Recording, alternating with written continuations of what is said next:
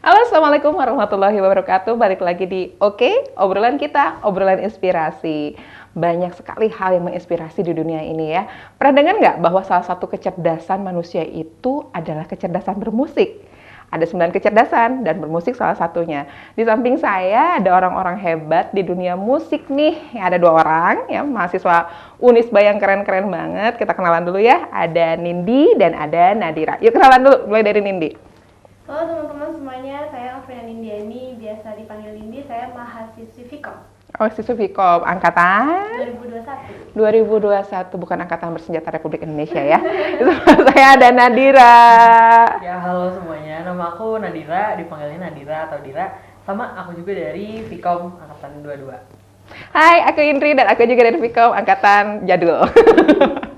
Ya, ini jago-jago nyanyi ya.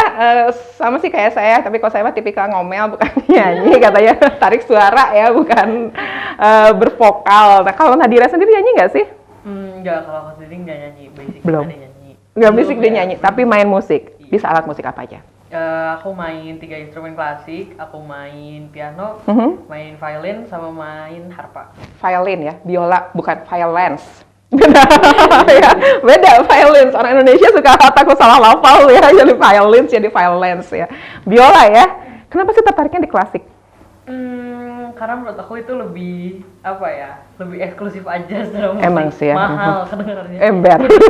Bener bisa ngedenger, bisa harpa langsung. Oh, gitu ya. Wow, amazing kan, jarang ya kita denger. Nindi sendiri nyanyi nih. Iya, Mainnya dinyanyi, tapi aku tadi pas lihat sempet main piano. Iya, Bisa juga. bisa dikit-dikit, lebih ke piano gitar sama musik-musik kayak tradisional dan rebana-rebana kayak gitu. Wah, saya minder. Tapi jangan ya, karena tadi dari 9 kecerdasan manusia itu pasti ada yang dominan. Kebetulan nih mereka ini dominannya di kecerdasan bermusik gitu ya. Ini luar biasa banget.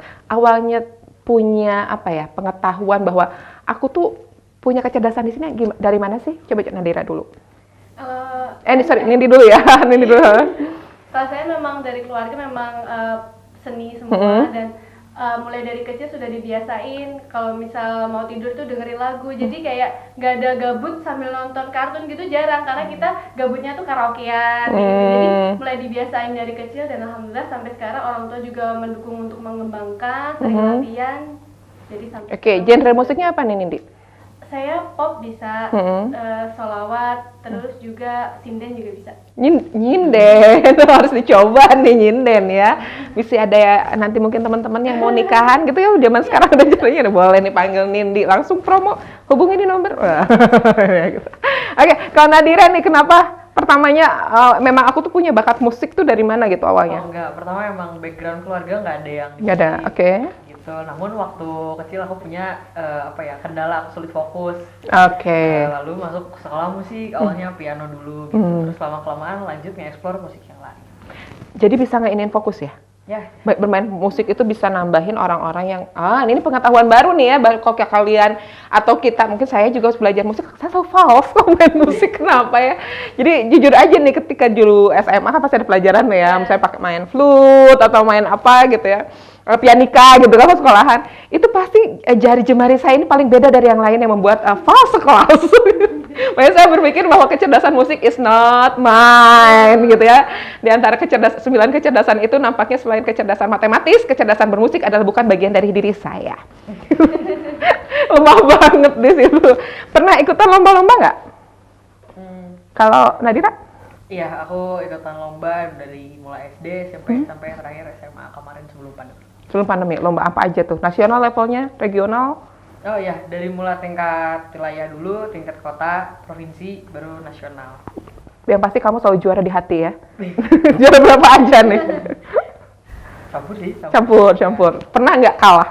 Oh pernah, sering. Terus gimana? Motivasi dirinya? Oh ngedrop biasanya. kalau Ngedrop, kayak baterai. Ya, karena lihat orang lain, oh menang, kalian ini keren. Biasanya, apalagi kalau misalkan apa ya, urutan aku untuk tampil itu di akhir-akhir udah ngelihat yang lain, oh bagus semuanya.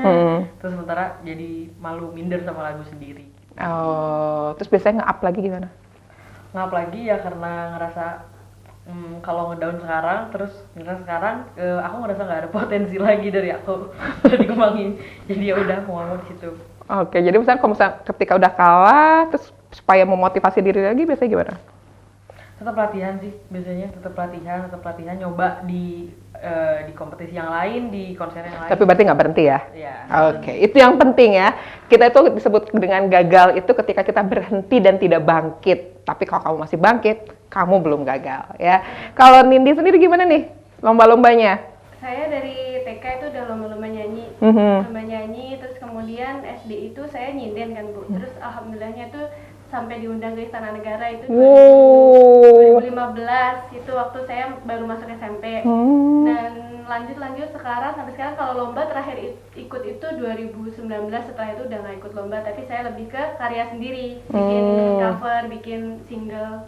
Jadi sampai sebelum pandemi ya, 2019, kayaknya orang titik-titik puncaknya 2019, pandemi sama. Iya, jadi karena di rumah mungkin jadi hanya cover-cover aja deh gitu ya, karena nggak bisa kemana-mana. Kalau ikut lomba, pernah sampai juara berapa ya? Kalau tadi Nadira variatif ya, pernah nggak kalah dan sebagainya. Nindi juga pernah? Pernah, pasti menang kalah, pernah sering. Terus untuk nge-up motivasinya lagi biasanya gimana nih? Ya, kalah itu kan bukan berarti kita harus menyerah ya Bu, jadi terus aja selalu ngerasa kurang, nggak pernah ngerasa cukup. Jadi walaupun menang juga saya juga nggak pernah ngerasa aku udah menang nih, nggak usah ikut lomba lagi gitu. Jadi semakin menang, semakin kalah itu semakin menjadi tantangan untuk saya untuk terus maju. Catat ya, jadikan itu sebagai tantangan. Kamu kalah hari ini bukan berarti kamu akan kalah lagi besok-besok, tapi itu jadi titik awal ya. Sukses yang tertunda itu nyata adanya, Dan sekarang Nindi sudah ada di bawah naungan label ya. Dan itu lebih ke nasyid ya? Nasyid, sholawat, lagu-lagu religi. Nanti kita dengarkan ya, bagaimana suara Nindi akan menghibur kita semua, asik. Nah, lika-likunya gimana sih, kan kalau di dunia musik tuh sekarang kayaknya kalau dulu tuh untuk bisa up itu cukup susah ya. Dalam artian harus ikut lomba-lombanya itu yang benar-benar yang di TV mainstream. Tapi di sisi lain dengan adanya sosial media, terus kemudian perkembangan orang-orang tuh jadi nampak ya. Orang-orang berbakat tuh jadi muncul, tapi saingan pun jadi banyak. Nah, ya kan? Jadi saingan untuk bisa muncul itu jadi banyak. Nah, trik lika-likunya apa sih yang kalian lakukan misalnya supaya bisa muncul? Kayak kalau Nadira ini malu-malu nih. Kalau Nindi udah kelihatan sudah punya brand ini ya, udah punya personal branding nih. Nadira bikin ini. Nah, 2022 masih maju. Ya, Nindi dulu nih, belajar nih dari Nindi, Nad. Gimana? Jadi awalnya dulu memang saya tuh sebelum adanya YouTube dan media sosial, saya tuh di kaset Ibu. Jadi waktu SD itu saya rekaman dan itu sebenarnya di kaset waktu itu. Dan kemudian mulai ada YouTube, kemudian saya mulai upload di YouTube itu 2018 dan terus dikembangin, nggak pernah berhenti. Walaupun kadang viewers tuh kan naik turun ya Bu. Misal kita hari ini dapat 10 juta view, belum tentu kan video berikutnya kita ada meningkat. Jadi apa sih, kita sebagai seniman tuh harus pintar-pintar mencari momen itu yang susah, karena nggak tentu yang kita upload hari ini tuh bisa ramai, bisa diterima orang gitu. Jadi ya challenging tiap harinya gitu. Tapi emang tetap konsisten dibikin konten ya? Iya, alhamdulillah ya. Dan sekarang kan apalagi sosmed itu kan lagi naik-naiknya ya Bu. Nggak cuma YouTube, sekarang ada Instagram, ada TikTok, semuanya tuh memang harus maksimal karena semuanya bisa jadi ladang untuk kita mempromosikan karya kita gitu. Nah, udah nyoba belum nih kalau Nadira ke sosial media? Kalau ke sosial media kayaknya enggak deh, belum. Kenapa? Karena gini, ke marketnya musik klasik itu kan nggak semua orang suka ya, apalagi kayak di Indonesia itu kurang. Nah, tapi biasanya aku ningkatin value diri aku sendiri itu di kalangan yang emang main. Penggemar. Ya. Biasanya di mana tuh? Jadi dari mulai aku belajar piano terus ke violin ke harpa itu nganterin aku ikut join sekarang orkestra. Asik banget, keren orkestra ya. Tapi itu tidak menutup kemungkinan loh sosial media buat ngangkat kamu di orkestra itu ya. Jadi bisa dipakai buat alat nge-branding ya, karena penggemar orkestra, penggemar sosial media, penggemar musik klasik pun ada ada di sosial media. Mereka punya juga itu untuk ningkatin bahwa gue nih di sini nih. Jadi kalau orang nyari yang bisa harpa di Indonesia, Nadira. Asik nggak sih? Jarang. Pasti luar negerian gitu ya, Eropa ya banyaknya ya yang dengan lagunya yang lagu seriosa itu ya. Bisa? bakat gitu Oh loh. iya, bakat ngomel. Ya, oke. Untuk misalnya sekarang nih supaya kalian terus meningkatkan kemampuan, apa sih yang kalian lakukan cara apa ngasahnya? Kalau tadi misalnya selain ikutan orkestra, secara personal ada nggak sih kegiatan-kegiatan yang kalian lakukan untuk supaya terus kemampuan bakatnya tuh terasah gitu? Memang perlu latihan setiap hari, apalagi nyanyi itu kan perlu latihan, perlu menjaga pola makan, pola tidur, istirahat dan lain-lain. Dan selain itu ya apa ya, kayak karena saya kan selawat ya Bu, itu kan termasuk dakwah juga. Jadi kan sebenarnya dakwah itu bukan profesi, tapi semua profesi harus dakwah. Jadi saya motivasi dirinya itu, jadi kayak saya kan bisa nyanyi, saya syiar melalui syair, jadi ya saya manfaatkan itu, saya optimalkan itu anugerah yang Allah berikan untuk saya gitu ya Bu. Okay. Jadi ya itu yang terus memotivasi supaya saya bisa terus gitu.